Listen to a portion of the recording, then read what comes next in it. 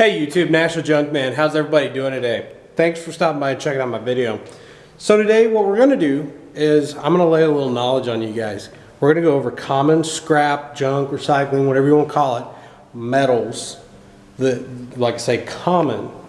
Something you can find just about anywhere, something that's going to be pretty well what anybody takes to a junkyard. But this is for the people who don't know about it, who don't know what they are, don't know why they're valuable, don't know what the value is. I'm just going to go over a few of the common things. We're going to do a second video of less common things. We're also going to do another video about the do's and don'ts of the junkyard. So a 3-video series on the junkyard. I also have an update for projects, and this one is going to be fun.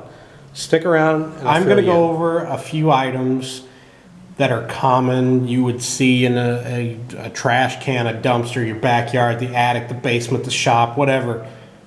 Any of these items can be found and traded in for some quick cash. But I'll show you how to make a little bit more money on these things just with a little bit of time. Now we'll go over these items because they're very common, something you find just laying around. So the next video we do will be about the uncommon. So check this out and you'll understand what I'm talking about. Now the first thing I want to show you guys is an electric motor. This came off of an old Power Wheels thing. It was a little motorcycle thing. This actually works, so I'm not taking it as a junkyard. You can always test it to see if they work, but if it's ever junk, 18 cents a pound is what these things bring. Now, you can find these electric motors in tons of stuff. If you live in the city, you're going to see probably less industrial items, smaller electric motors, things like that. Something you can take apart in your garage, vacuum cleaners, old yard equipment, drills, any kind of power tools, they all have electrical motors. If they're junk, take them apart, throw them in a pile. These things add up quick. 18 cents a pound don't sound like a lot of money, but trust me, this thing right here weighs 8 pounds. And you just, it's nothing. It's this big. You can see it's tiny. You can fit a ton of this stuff in a 5-gallon bucket. You throw it in your truck, your car, your minivan, whatever, take it to the junkyard, it'll pay for your lunch. But you can find these just about anything. Now, if you go out to the country or out in an industrial area, you want to look, you can look inside for blowers. Those go bad all the time. They'll throw those right in the dumpster. You can find just the raw electric motors. You can find them in air conditioning units. You can find car alternators, truck, van alternators. Those are also considered electric motors. The starters on those cars, trucks, vans, SUVs, whatever, all electric motors. You can find them on pumps. You can find them just anywhere. That's where you want to look. Now, you can go, one thing you can go look for, and I'm revealing this. You can go to large corporate farms and dumpster dive as long as it's outside of the fence at the end of their drive. Dumpster dive there. They have electric motors like crazy. They go through them constantly. Check those out. You can get electric motors, 18 cents. And basically, if you want to figure this is how I kind of figure it. For every horsepower, if you start with a 1 horsepower motor, you're talking 35 pounds. If it's a 110, 1 horse, 1700, I think 50 RPM, I find them about 35 pounds, 2 horse, 45 pounds, and things like that. Now, they're going to vary, but all the old basic, the standard shape and design, that's what I'm finding. So something like this is a 24 volt motor, weighs 5 pounds. You know, you can find these things everywhere. These small things here can really add up in a small space. So very valuable.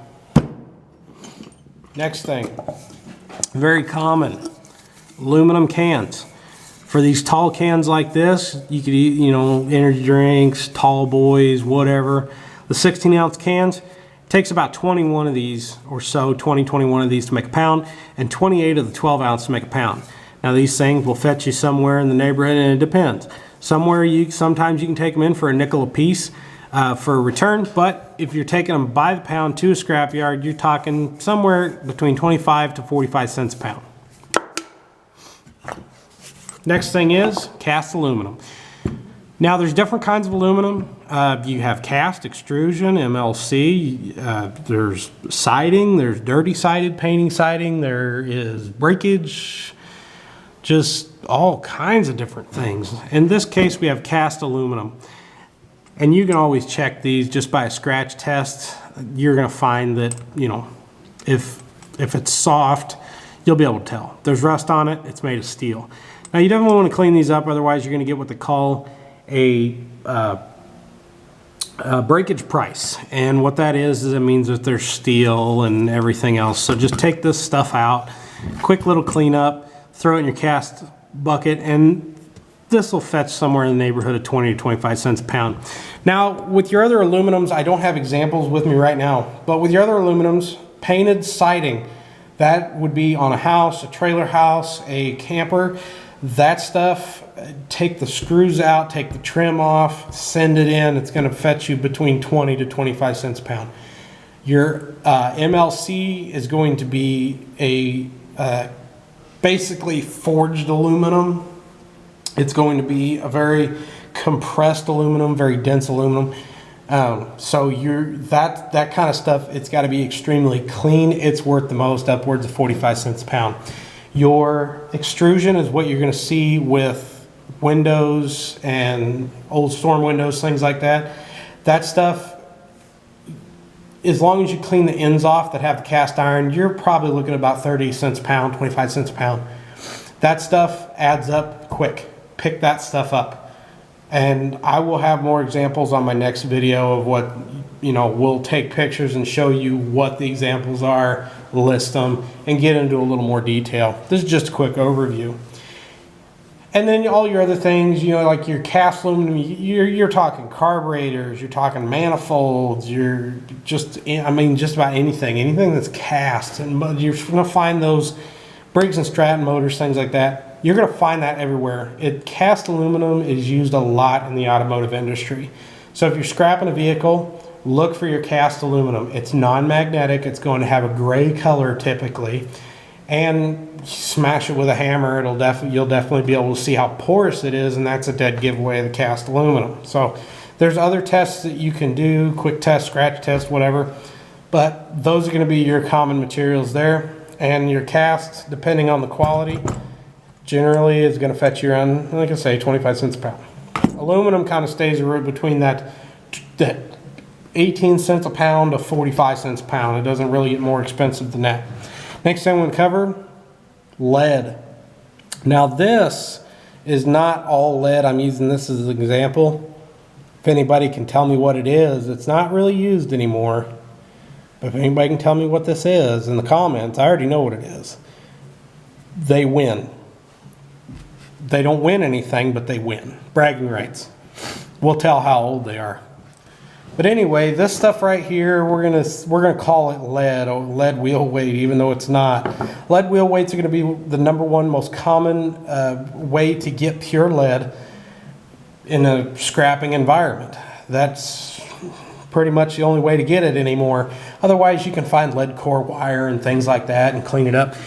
My suggestion to anybody, this stuff melts at such a low temperature, melt it down, pour it in a muffin tin and save it as ingots, because it's definitely worth it. 5 pounds per ingot, you can fit a whole bunch of them in a bucket, and it fetches a very broad range of prices. It goes from anywhere from 30 cents a pound to 90 cents a pound in some cases. 90 cents a pound, you fill a 5-gallon bucket full, you're gonna be walking away with 200 bucks, I promise you. But automotive batteries is another one. You get a busted battery, a lot of scrap yards won't take them. Go ahead and bust the rest of that plastic off. As long as the acid's gone, you can submerge it in a 5-gallon bucket full of water, and that'll typically help. Get it washed off, get it diluted. And then you could take those grids that are inside the battery and knock off all the aluminum oxide and all that paste that's in there. Knock all that off, you can melt down the grids. It's really, really dirty, but it's better than not being able to take it in at all. But that's the 2 most common ways to get your lead in the automotive field. That's pretty much it. There's not really any more other than lead core wire, which isn't very common either unless industrial applications. You can also find it with battery terminals in some cases on cars. Anything that holds an electric current, you're going to find lead. and some things like that. So next thing I want to go over is brass. So I've got this here. This is an end off of a garden hose. Brass is something that's not used as much as it used to be. Like with old copper pipe, the ends used to typically be brass. Anything in the marine industry is going to be a lot of brass. Electrical components are brass. You might find brass propellers. You might find, brass anything. It's all over the place. So marine water applications, things like that, that's where you're going to find a lot of brass. You're going to find a lot of stainless there as well, but stainless isn't quite as common as you would think, especially with like dumpster diving and things like that. The ones that I'm talking about here, kind of what you might find in a dumpster dive, backyard, whatever. Brass, you could do a scratch test. What you do is take a knife and you scratch that, and if it's a golden color like you see on the inside here, it's brass. Some of these are steel coated in brass. Take a magnet with you. That's going to be one of your biggest tools.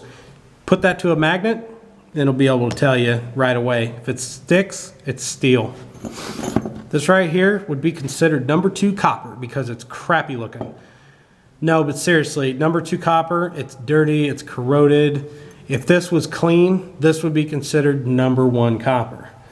If it's shiny copper color, number 1 copper. These ends here are not actually brass, these are copper, but it's not very common to find the copper unless it's really, really old. But your brass ends, do a scratch test and look for that gold color. But that right there, fetch you $2.10 to $2.95 per pound, depending on the grade and the price of the market. Your brass is going to bring you somewhere in the neighborhood of $1.50. Now that stuff breaks down into like brass radiators and cast brass and you name it. So that's all going to be dependent on what you have, and we'll cover that more commonly, more specifics in the next video. Steel. These are not made of tin. These are galvanized steel. Zinc and steel. Carbon, all that. So these things, 8 cents a pound. Everybody knows what steel is. If it's magnetic, it's steel. Steel is the only thing that'll be magnetic. Some cast irons, some stainlesses, but all steel will stick to a magnet. It's what they call ferrous. Ferrous is magnetized, non-ferrous is non-magnetized. But that's pretty much it. So that's a lot of common ones. I'm going to do some more in my next video. I'm just trying to keep this short. We already went way over 10 minutes. So I will explain more. We're going to talk about copper wire. We're going to talk about different types of brass, aluminum, stainless, all that. We'll go over all that in the next video. What to look for, how to clean it, where you can get it. It may even spill into a 3rd video, maybe even a 4th video. Lots of information, but it's worth it. And then I'm also going to be looking into doing a video about my shop. I know a lot of you have inquired about my shop. It's neat. It's neat, but I want to do a video about my shop. I need to get it cleaned up first because it is a disaster right now. I've been busy. I come in here to do a project. I get busy, and then my wife calls me in to do something, and then I don't get my stuff cleaned up. So we'll do a video about the shop, and then I'll have another video explaining my new project, which I mentioned it at the beginning of the video. You're gonna have to check out my other video in order to get some information on my new project. But anyway, thanks for stopping by and checking out my video. Check out the other channels I'm subscribed to. Make sure to subscribe to me, hit that notification bell, like, and share all my videos everywhere. Thank you.